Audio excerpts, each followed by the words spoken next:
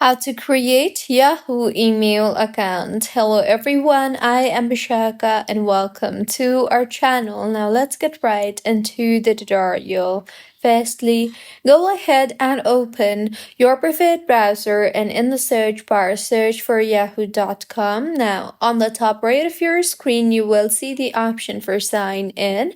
So tap on that, and just in case if you already have an account you can simply enter your username, email, or mobile, and if not, then you can tap on the create an account option you see there at the bottom. You will then be required to fill in your details, so go ahead and start entering your first name, your last name. Further, enter a new Yahoo email and then enter a password along with your date of birth.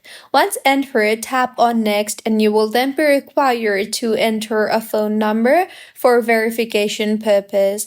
So enter the phone number and tap on next, and you will then receive a verification code in the number that you just entered through WhatsApp. So enter the code sent to you and then tap on the done button, and with this, just like that, your Yahoo account will be created.